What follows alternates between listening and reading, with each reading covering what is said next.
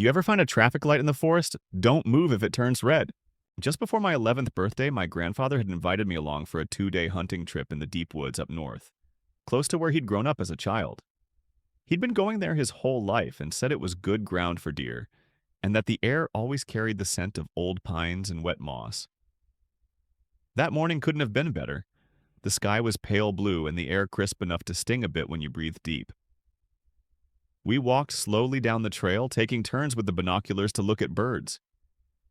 He'd point out their names like he was listing old friends. Around noon, we found some late-season lingonberries and filled a small tin cup before moving on. A few hours later, we met another hiker coming down the trail. My grandfather greeted him by name. He was an older man with a red jacket and a face that looked weathered but kind. They started talking about local fishing spots and timber prices, things I had no interest in at the time. The sun was already approaching the horizon, casting orange light through the branches. I remember thinking it'd be nice to find a place to camp before dark. So, being young and impatient, I told them I'd go ahead a little to look for a spot. My grandfather just nodded and said not to go too far. The forest was quiet, apart from the wind and the occasional distant bird call. I spotted a small clearing just off the trail and pushed my way through a wall of pine branches. That's when I saw it, a tall, thin shape standing among the trees. At first I thought it was a dead spruce, its bark stripped away and rust-colored, but as I walked closer I realized it was made of metal. The rusted pole was crowned by a traffic light.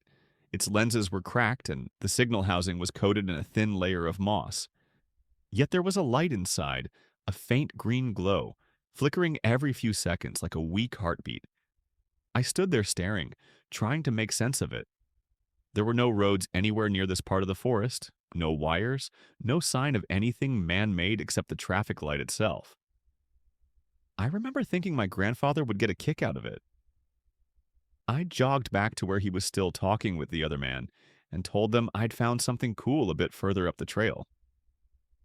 He humored me, as he always did, and they both followed me back to the clearing. When we reached the spot, the traffic light was still there. I pointed at it, excited. "Do you think there used to be a road here?" I asked. "Maybe an old neighborhood or something?" He didn't answer. I looked back at him. Color had drained from his face and his eyes were locked on the light. But before he could speak, the green light had faded and was replaced by a yellow. That was when my grandfather moved. He grabbed me and pulled me tight against his chest. "Don't move." Subscribe for part 2.